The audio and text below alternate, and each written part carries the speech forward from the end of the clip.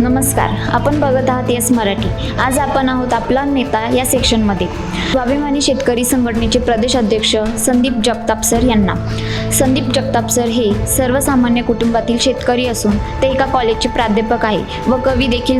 त्यांच्या शेतकरी विषयाचा गाढा अभ्यास बघून राजू शेट्टी साहेब यांनी त्यांना महाराष्ट्र प्रदेश अध्यक्ष या पदाची जबाबदारी दिली आहे. तर आता आपण भेटूया संदीप जगताप सर यांना. नमस्कार, मी येस मराठीमधून जयश्री धात्र आपले सहर्ष स्वागत करते. शालेय जीवनापासून तर प्राध्यापक होईपर्यंत तुमचा परिचय तुम्ही तुमच्या छोट्याशा शब्दात. खरं म्हणजे येस मराठी या चॅनलनं जो आपला नेता सारखा एक उपक्रम सुरू केलेला आहे, या उपक्रमात माझ्यासारख्या माणसाला का बोलवलं हा मला पण पडलेला प्रश्न आहे. कारण आपला नेता आणि मी काही नेता नाही आहे. मी आजही चळवळीतला एक साधासा छोटासा कार्यकर्ता आहे. मी कुठल्या राजकीय हेतून कधी काम करत नाही.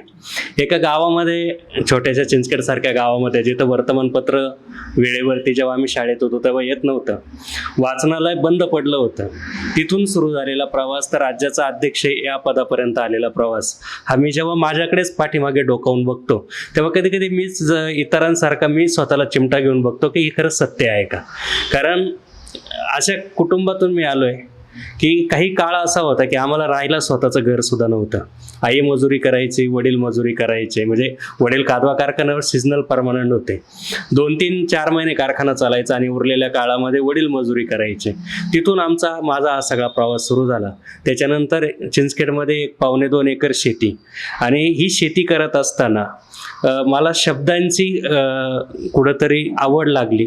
कवी लक्ष्मण महाडिकांच्या कविता मी ऐकल्या आणि मला वाटलं की आपण पण असं लिहू शकतो, आणि म्हणून मी कविता लिहायला सुरुवात केली. त्या महाडिक सरांना नेऊन दाखवल्या. खरं म्हणजे सरांनी त्या काळामध्ये खूप मार्गदर्शन केलं. पुढं कवितेचा प्रवास चालू राहिला. अगदी लोककवी विठ्ठल वाघ, ज्येष्ठ कवी रामदास फुटाणे, फमू शिंदे यांच्यासोबत महाराष्ट्रभर कवितांचे कार्यक्रम केले. आणि त्याच नंतर कवितांचे कार्यक्रम करत असताना, म्हणजे मी MA असताना अखिल भारतीय मराठी साहित्य संमेलनामध्ये निमंत्रित होतो. त्याच्यानंतर मी BEdला असताना पुणे फेस्टिवलला निमंत्रित होतो.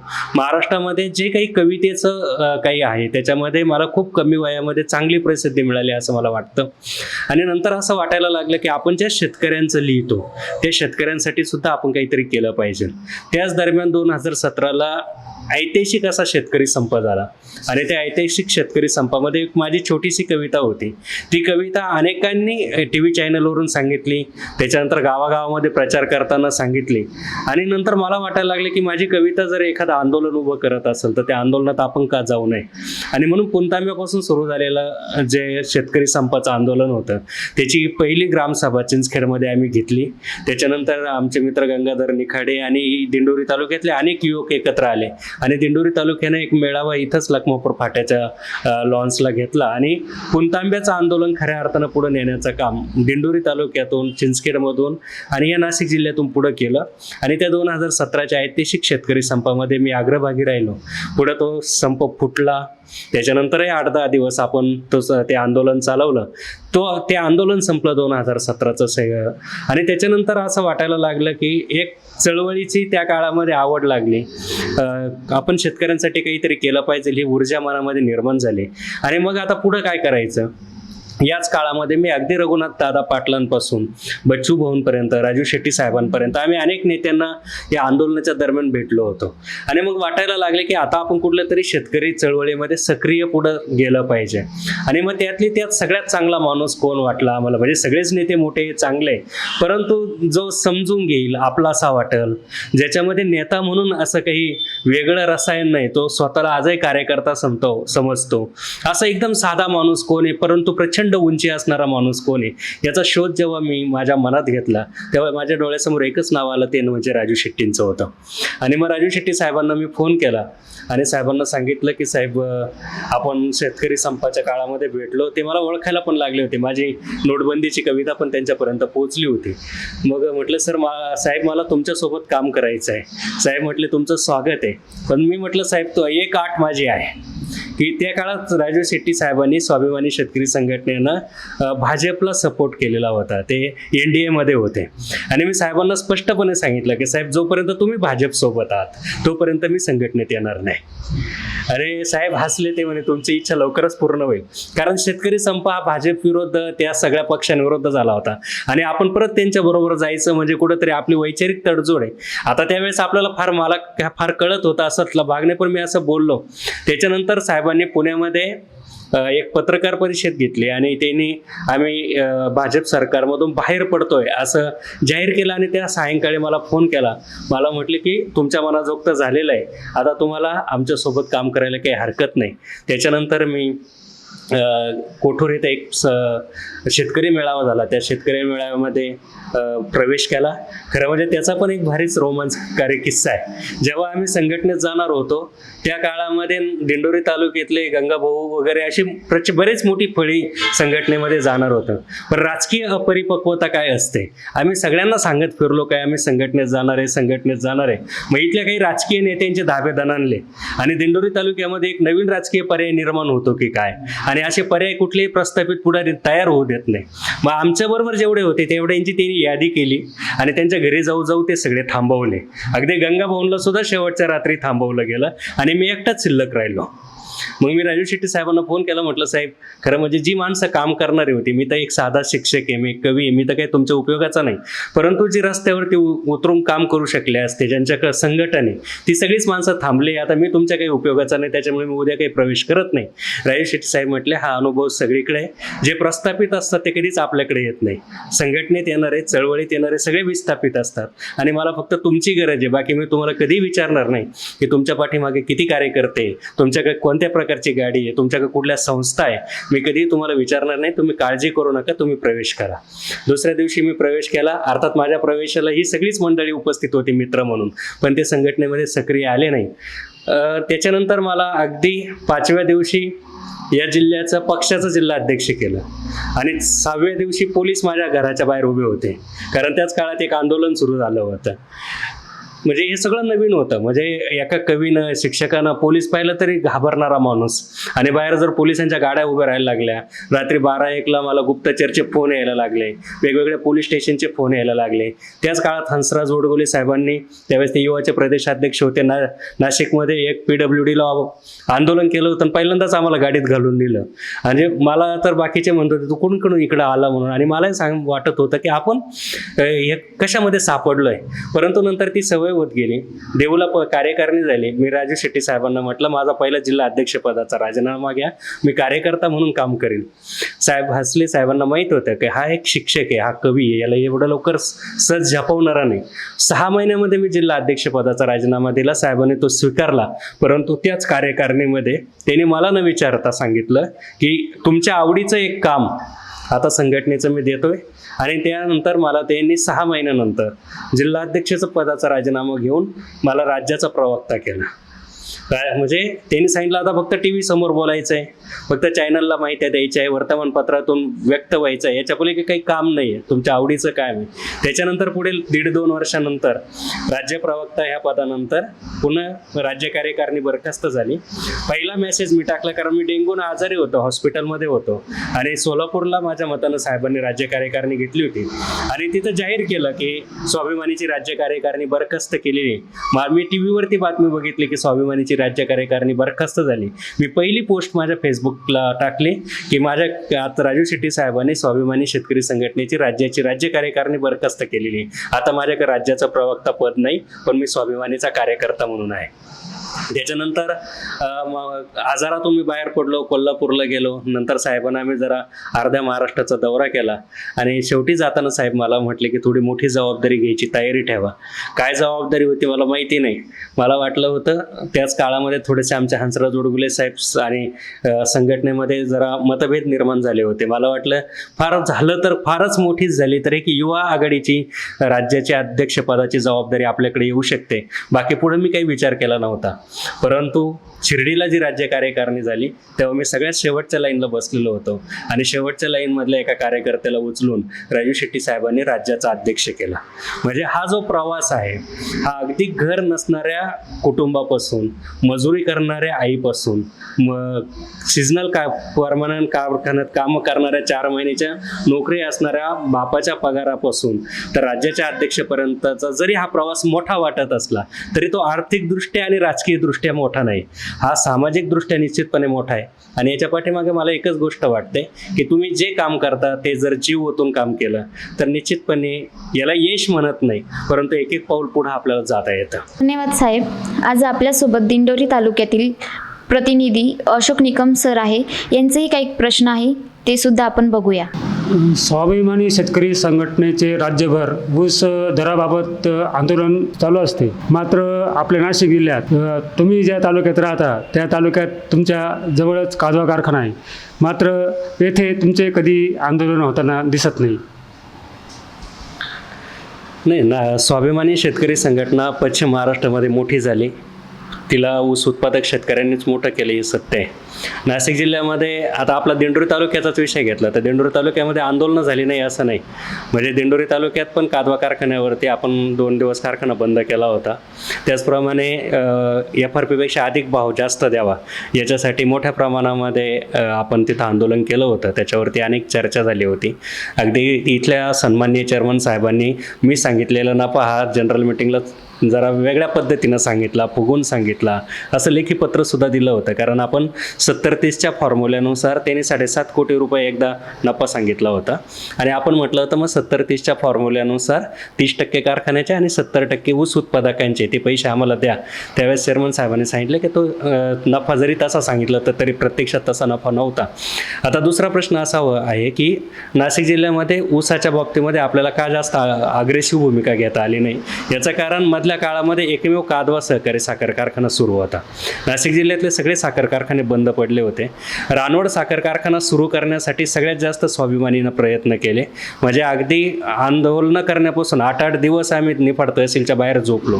तिथून तर निविदा काढायपर्यंत साखर आयुक्तांना निविदा काढायला सुद्धा राजू शेट्टी साहेबांनी मी भाग पाडलेला आहे. म्हणजे त्याची आता निफाड तालुक्यातल्या त्या शेतकऱ्यांना किती जाणीव मला माहीत नाही, परंतु एकदा दिलीप काकांची त्यांची निविदा रद्द केल्यानंतर सुद्धा पुन्हा आम्ही साखर आयुक्तांना भेटलो, राजू शेट्टी साहेबांनी मी भेटलो आणि त्याला काय पर्याय येऊ शकतो तो पर्याय सुद्धा राज्य शासनाला सुचवण्याचं काम स्वाभिमानीनं केलं होतं.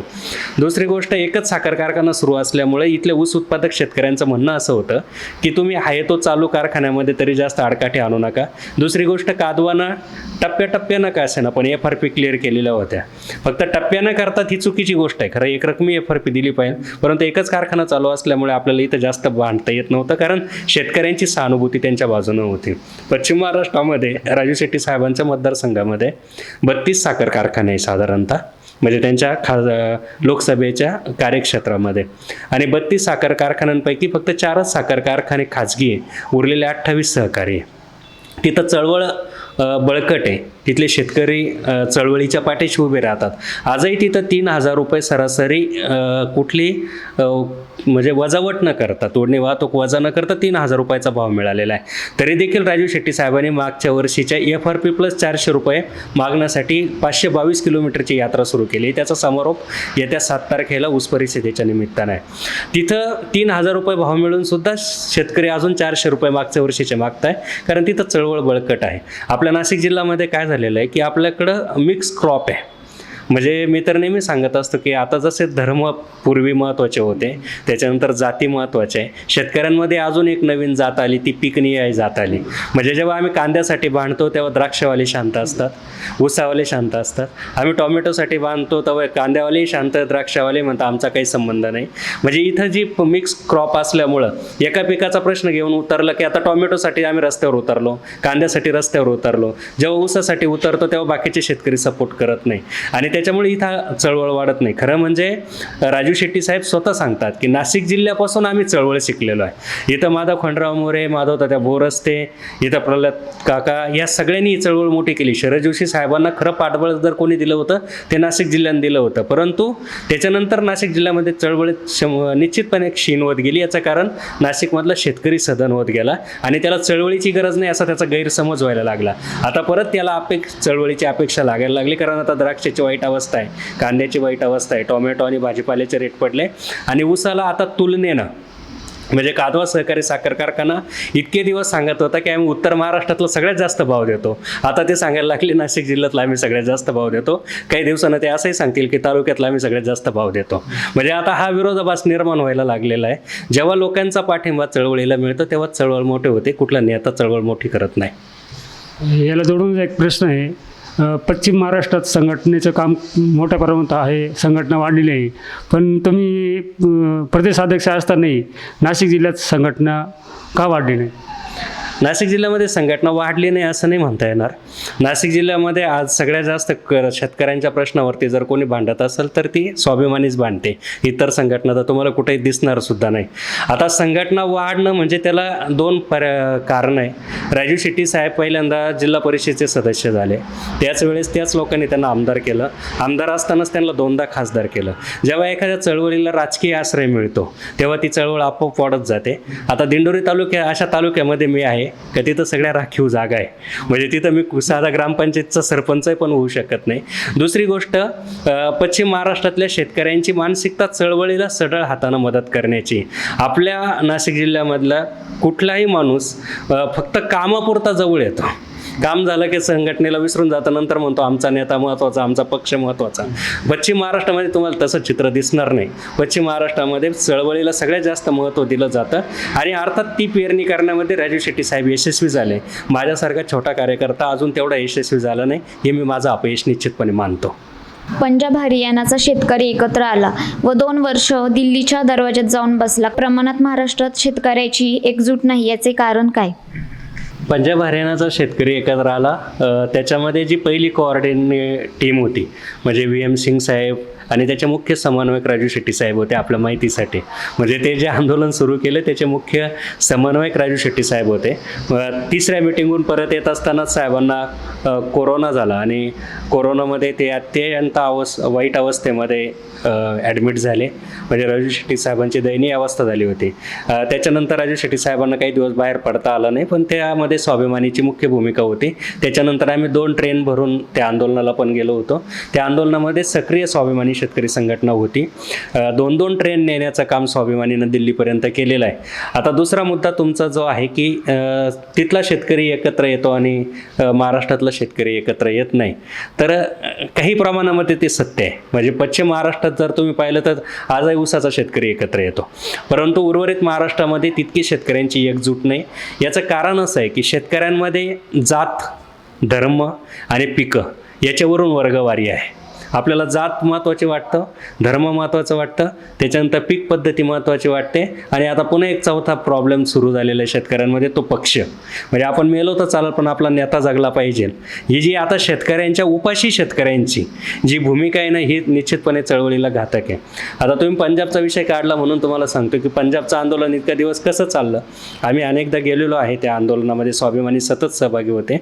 पंजाबमध्ये त्या आंदोलनाला जर एखाद्या गावातून 10 शेतकरी आंदोलनाला गेलेले तर त्या 10 शेतकऱ्यांची शेती उर्वरित गाव करायचं. बघा त्या लोकांमध्ये कसं समन्वय होता शेतकऱ्यांमध्ये. समजा त्या 10 शेतकऱ्यांची शेतीची जी कामं आहे ते उर्वरित गाव करायचे, दुसरे 10 लोक गेले की त्या 10 लोकांची शेतीचं कामं, म्हणून ते लोक तिथं बिंदास बसू शकत होते. आज मी स्वतः चळवळीसाठी फिरतोय, परंतु मला वाटत नाही की हा माणूस आपल्यासाठी भांडतो म्हणून एखादा शेतकरी माझ्या कधी मदतीला आलेला आहे. म्हणजे आपल्याकडे एकमेकाला जो आपल्यासाठी भांडतो त्याच्यासाठी जाणार नाही. आपण आंदोलनाला बोलवलं तर 15च लोक येणार. एखाद्या नेत्याचा फॉर्म भरायला दिंडोरीत जागा पुरत नाही.